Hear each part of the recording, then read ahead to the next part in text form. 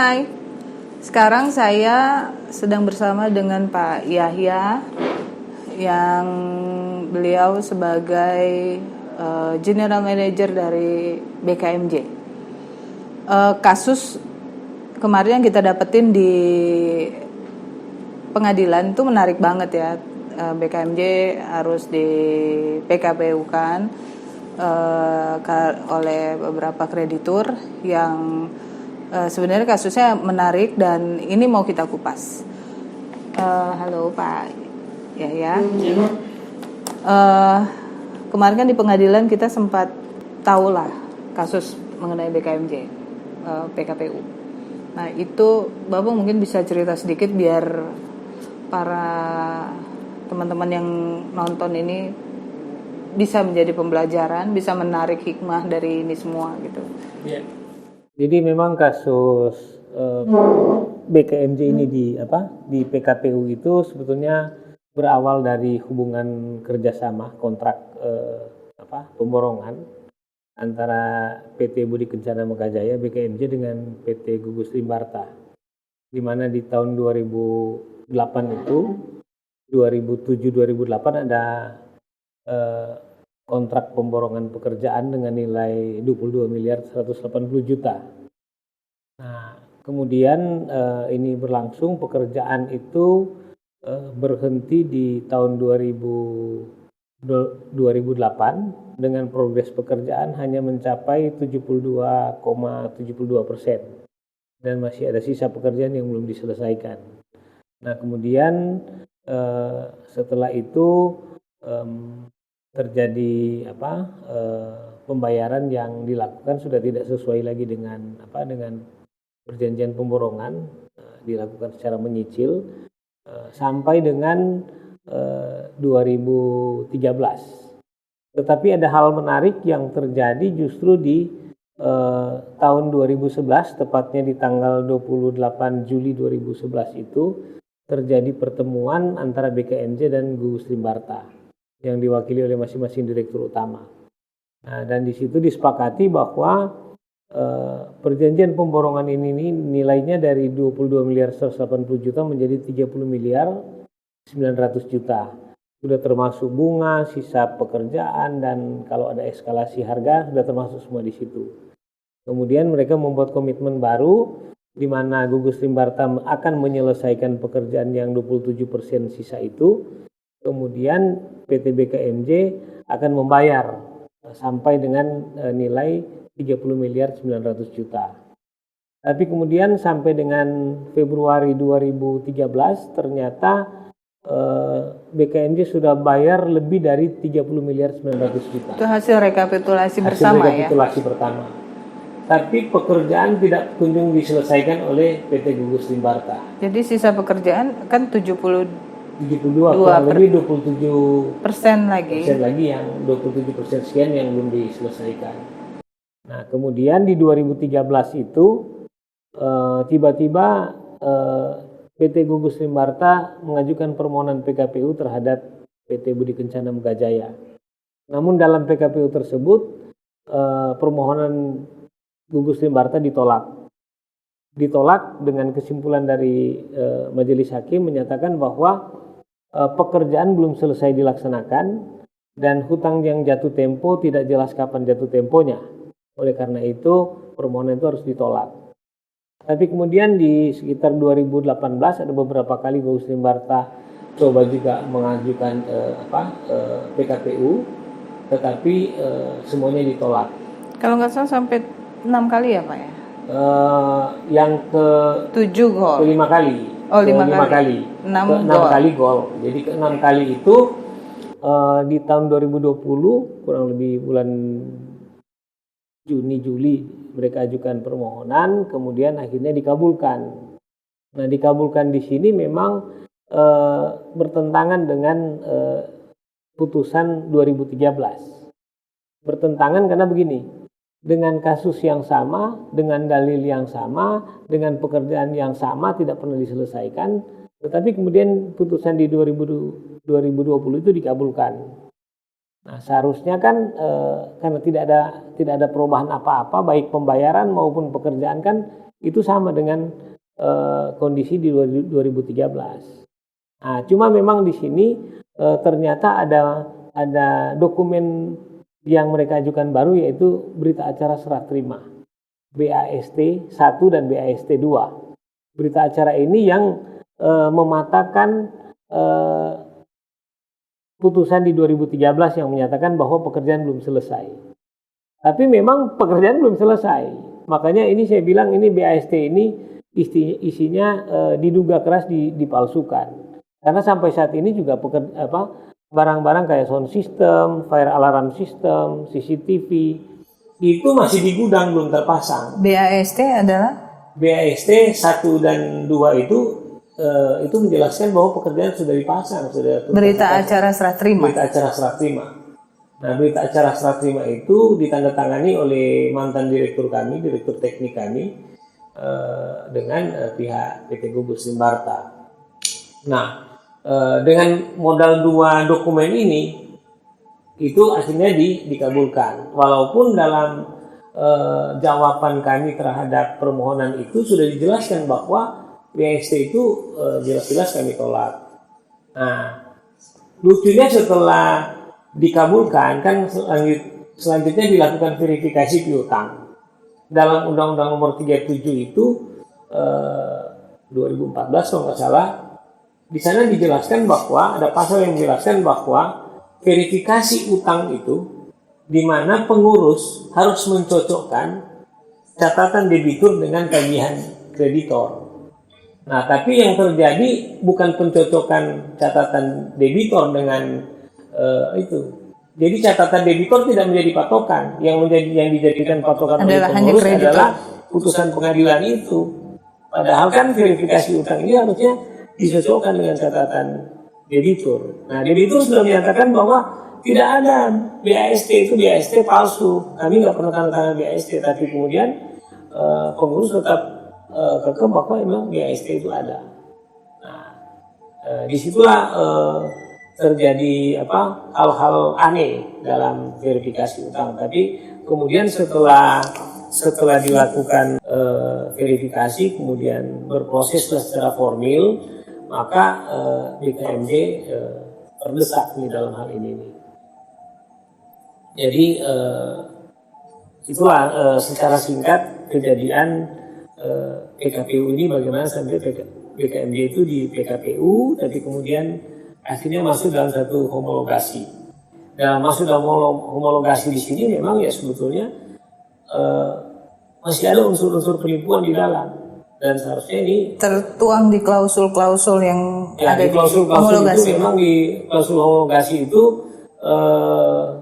tercantum juga bahwa semua tuntutan perdata maupun pidana dianggap selesai dan dicabut.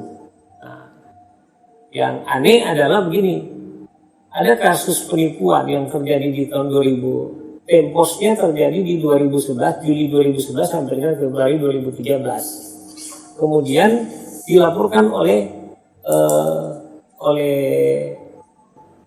saya selaku stakeholder di BKMJ, bukan shareholder ya, tapi stakeholder. Saya pemangku kepentingan di BKMJ karena saya adalah masyarakat biasa yang bekerja di BKMJ sebagai karyawan. Nah, saya mengetahui ada penipuan dan penggelapan, dan itu saya laporkan di Polda Metro Jaya. Tapi kemudian dalam pemeriksaan penyidikan pihak Gugus Limbarta itu mengajukan bukti ada perjanjian perdamaian. Tapi lucunya perjanjian perdamaian itu kan dibuat oleh para pihak, dalam hal ini PT BKMJ dan PT Gugus Limbarta, yaitu debitur dan kreditor. Nah, saya pribadi kan bukan bagian daripada kreditor dan debitor. Saya adalah masyarakat biasa yang kebetulan memang bekerja di BKMJ. Maka saya melaporkan adanya tindak pidana umum ini, penipuan dan penggelapan. Nah, seharusnya ini walaupun ada homologasi antara BKMJ dan antara BKMJ dan Gugus Limbarta, tetapi tidak kemudian dapat menghapus delik pidana umum ini, pasal 372 dan 378, penipuan dan penggelapan. Nah, ini memang terancam tidak bisa berlanjut ini pemeriksaan pidana ini. Padahal Yang laporan Bapak. yang laporan saya. Padahal sesuai dengan asas hukum seharusnya yang namanya pidana umum meskipun terjadi homologasi ini pidananya harus tetap berjalan. Jadi perdamaian yang dibuat oleh BKMJ dan Gugus Timbarta itu tidak mengikat secara hukum terhadap saya yang melakukan laporan pidana penipuan penggelapan. Nah, cuma memang ini disahkan oleh majelis hakim yang memeriksa perkara waktu itu. Oleh karena itu, menurut saya, pendapat saya adalah hakim melakukan kekeliruan di sini. Seharusnya hakim sebelum dia memutus atau mensahkan suatu perjanjian, hakim harus memastikan bahwa dalam klausul-klausul perjanjian itu tidak boleh ada hal-hal yang bertentangan dengan undang-undang atau hukum. Nah, sebab kalau misalnya di hukum perdata, KUH perdata itu pasal 1320 itu ada 4 unsur suatu perjanjian dinyatakan sah. Salah satu unsur pertama adalah perjanjian itu dibuat oleh para pihak yang berkepentingan. Nah, dalam hal ini perjanjian damai itu adalah para pihak di situ adalah Gugus Timbarta dan BKMJ. Saya bukan termasuk dalam para pihak di situ secara hukum. Kemudian selain itu ada juga syarat perjanjian itu sah, yaitu suatu sebab yang diperjanjikan itu bukan suatu hal yang terlarang. Nah, persoalannya apabila ada sebab yang bertentangan dengan hukum, sudah pasti itu terlarang. Kalau misalnya ada perjanjian yang bertentangan dengan hukum atau undang-undang, sudah pasti itu terlarang. Dan itu seharusnya batal demi hukum. Nah, saya melihat penilaian saya pribadi bahwa hakim dalam hal ini memutuskan ini tidak cermat melihat ini. Sehingga ini berpotensi terjadi kekeliruan hakim yang nyata, gitu. Kekeliruan yang nyata dalam mensahkan perjanjian itu. Sebab kalau mensahkan suatu perjanjian dalam pengadilan, seharusnya majelis hakim sudah memastikan bahwa setiap klausul yang ada di dalam itu tidak boleh ada yang bertentangan dengan undang-undang atau hukum. Demikian sih. Terkait dengan laporan Bapak ke Polda, itu kan sempat 7 saksi ya kalau nggak salah. Itu kan Bapak udah sampai 10 saksi. 10 saksi sekarang ya. Termasuk terlapor. Termasuk terlapor sudah diperiksa. Ya. Nah, itu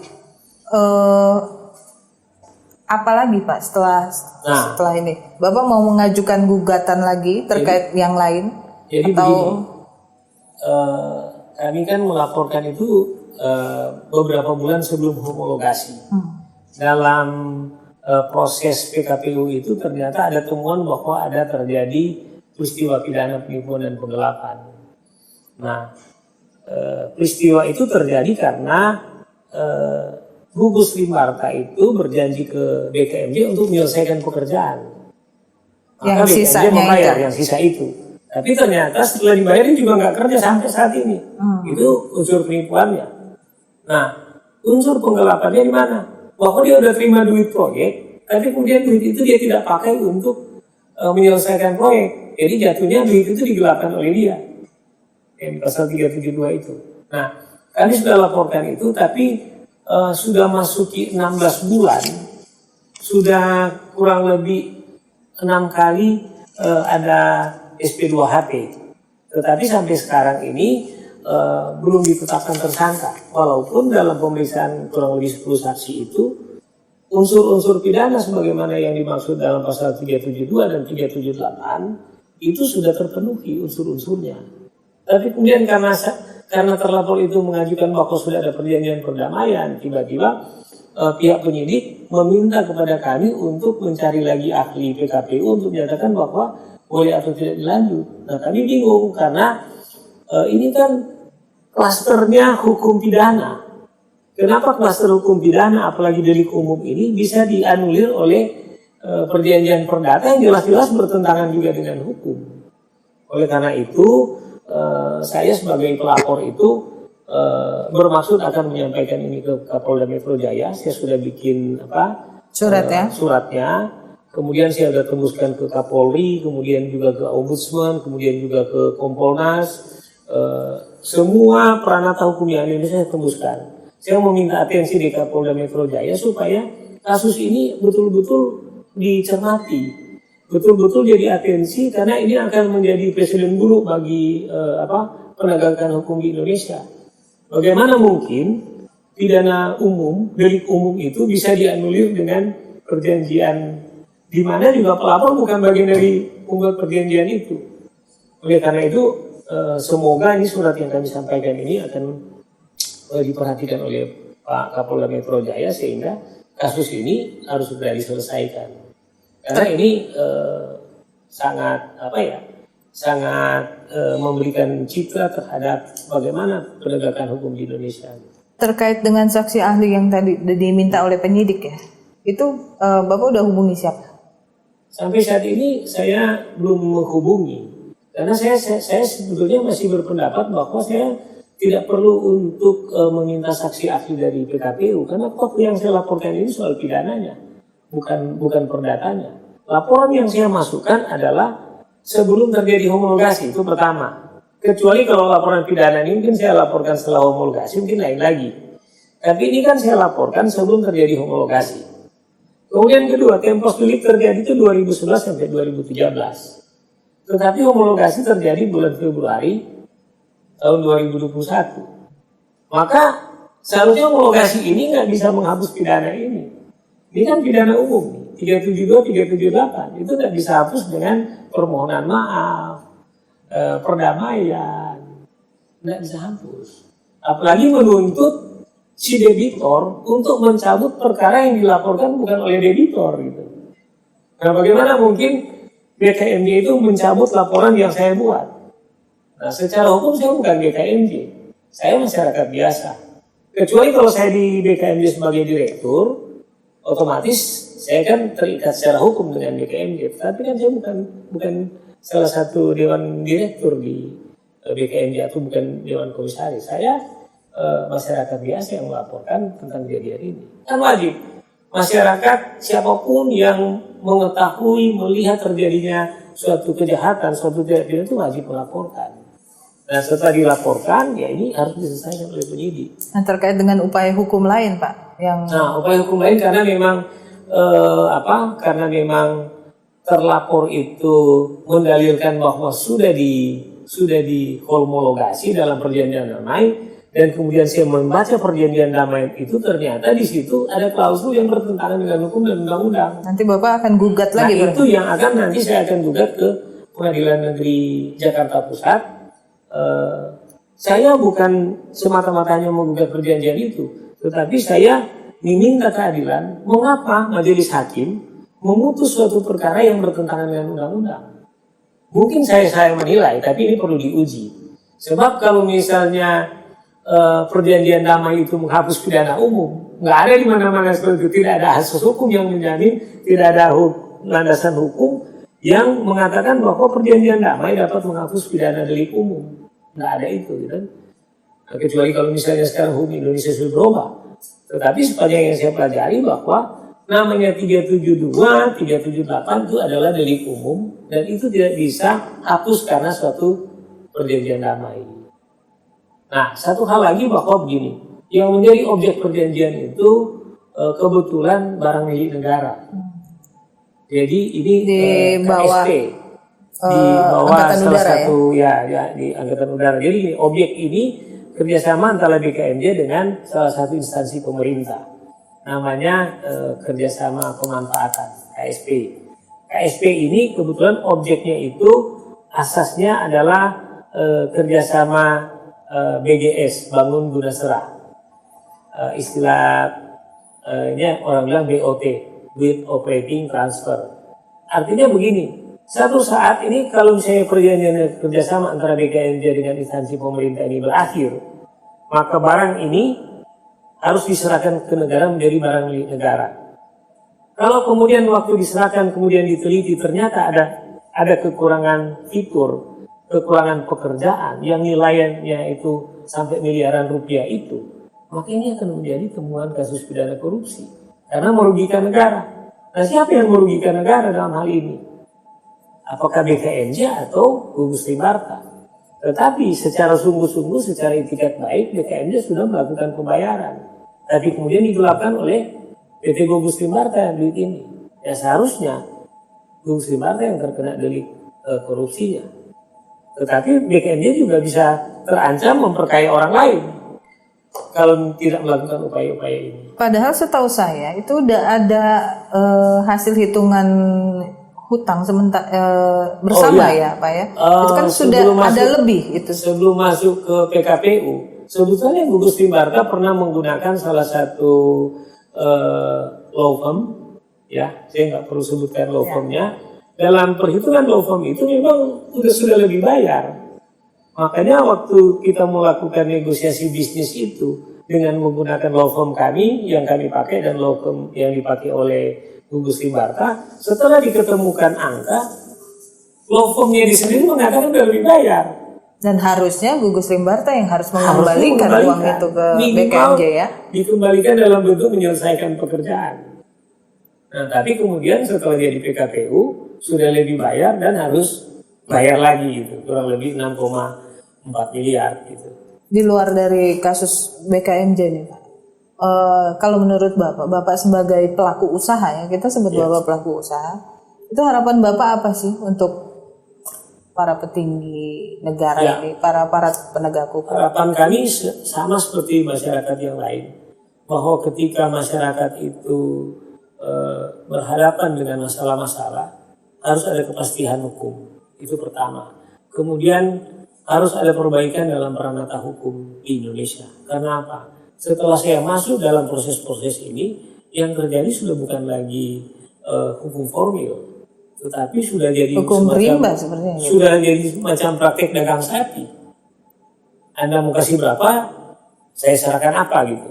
Sehingga dalam proses itu memang betul-betul sudah bukan lagi proses formil. Dan itu yang kenyataan terjadi kalau misalnya di peranata peradilan niaga. Karena kalau dari tagihan sekian nggak mampu bayar, oke, kita ngomong-ngomong mau damai di angka berapa? Kan itu udah bukan lagi objektif, tetapi memang ya intinya bagaimana menyelesaikan masalah. Tapi persoalannya di dalam, apakah tidak ada tipu menipu di situ? Nah, buktinya yang terjadi ini kan kita sudah bilang bahwa pekerjaan belum selesai. Kami sudah panggil juga instansi Angkatan Udara dalam hal ini selaku pengguna barang, minta dilakukan outname. Barang-barang itu udah ada, tapi belum terpasang. Sementara kontrak kita dengan si kontraktor adalah membeli barang, kemudian memasang. Kalau menurut Bapak, kita bilang tragedi ya, kayak gini nih tragedi kayak gini, kejadian kayak gini tuh bisa mengganggu sektor bisnis nggak? Sangat mengganggu, karena apalagi sekarang lagi gencar-gencarnya kan Pak Presiden Jokowi mengajak investor dari luar masuk. Kemudian kalau misalnya mereka tahu bahwa peranata peradilan kita dalam perniagaan model seperti ini, orang jadi nggak berani. Takut berbisnis di Indonesia ya? Karena nggak ada kepastian hukum, nggak ada perlindungan hukum dalam hal ini. Ngeri karena model hukum rimba gitu. Takutnya ya bermasalah kalau misalnya masuk berinvestasi di Indonesia. Jadi ini harus betul-betul diperhatikan, dan memang undang-undang, kalau saya lihat undang-undang tentang kepailitan ini itu hanya masih lebih banyak membela kepentingan kreditor, dan selalu kalau saya baca dalam pasal-pasalnya undang-undang kepailitan itu selalu memposisikan debitur yang jangan sampai debitur melakukan kecurangan. Fraud seolah-olah jangan sampai debitur, misalnya kasus misalnya aksi Paulina itu kan di mana debitur itu menjual sebagian harta kekayaannya dan lain sebagainya. Nah, pasal-pasal yang mengatur di situ memang kalau saya pelajari lebih banyak mencurigai jangan sampai debitur melakukan kecurangan. Padahal ternyata dalam praktek-praktek juga banyak juga kreditor-kreditor yang nakal, yang melakukan penagihan-penagihan itu yang tidak wajar. Tapi kemudian karena dia terbatas dengan waktu formil yang ditetapkan oleh undang-undang, contohnya BKMJ, tidak sempat membuktikan bahwa BAST itu dipalsukan. Saya sudah berani bilang dipalsukan karena begini, karena memang fakta barang-barangnya kayak sound system itu masih didus, belum dipasang. Bagaimana mungkin pekerjaan 100%? Kalau barang belum dipasang, bagaimana mungkin sudah ada retensi? tapi kemudian sudah dibayar lunas. Nah berarti kan BAST itu perlu diteliti. Tapi waktu pembuktian di pengadilan, waktu verifikasi piutang, ya itu memang benar-benar teriakan-teriakan dari debitur itu memang betul-betul diabaikan. Dan BKMJ nggak ada masalah dengan kreditur lain ya? Tidak ada. Makanya kalau misalnya mau diteliti, ya sebetulnya kalau mau dilihat secara karakternya BKMJ, kan kreditor kita ada kurang lebih 7 atau 9. Ada 2 aja kreditor pemohon yang bermasalah ini. Sisanya itu kreditor lain. Kemudian homologasi kami dengan BKMJ dengan kreditor lain itu bunyinya apa? Semua penyelesaian utang diselesaikan sesuai dengan kesepakatan awal. Artinya nggak ada masalah. Cuma mereka harus tertarik dalam urusan PKPU ini karena ketentuan formil itu gitu. Dan 2 kreditur ini adalah 1 orang juga gitu Pak ya? 2 kreditur ini lucu. Ownernya 1 orang itu, tapi 2 badan hukum, yang 1 PT 1 CV. Kayaknya harus dikaji juga tuh. Maksudnya ya, memang 1 owner atau seharusnya kan termasuk dia afiliasi ya. Afiliasi saya nggak tahu aturannya bagaimana, apakah afiliasi itu termasuk 2 debitor atau 1 debitor. Nah, 2 kreditor atau 1 kreditor. Karena kan persyaratan di undang-undang itu kalau menuntut memohon PKPU itu minimal harus 2 kreditor gitu. Nah, persoalannya kalau misalnya kreditur itu afiliasi, apakah boleh gitu? Nah, itu yang belum juga kita lihat sampai ke sana gitu. Tapi bukan afiliator kayak money game itu ya, Pak ya. Crazy Rich ya. Iya, Crazy Rich. Ini makanya gini, kita bertempur, berkutat hanya untuk beberapa puluh miliar ya. Susah banget gitu. Jadi mereka bisa dapat lebih banyak. Triliun. Kalau mereka lihat angka kita, pasti mereka bilang murah banget. Apalagi Pak harapan Bapak untuk Indonesia menjadi lebih baik lagi di sektor bisnis? Di sektor bisnis ya, pertama tentu kepastian hukum, kemudian kedua regulasi-regulasi yang enggak sedikit berubah. Ya, udah berubah tumpang tindih lagi. Kemudian sekarang kan ternyata dalam Undang-Undang Cipta Kerja juga saya perhatikan bahwa ternyata banyak kewenangan-kewenangan yang menjadi sentralisasi. Dan ini bertentangan dengan Undang-Undang Otonomi Daerah sebetulnya. Karena sekarang waktu kita ngurus tanah di sana ternyata kewenangan-kewenangan pertanahan itu udah maksudnya ke pusat. Gubernur dan bupati udah nggak ada kewenangan di situ gitu. Nah, sehingga ini mengarah Indonesia menjadi sentralisasi. Nah, ini cukup pelik juga ini. Oke, guys, teman-teman.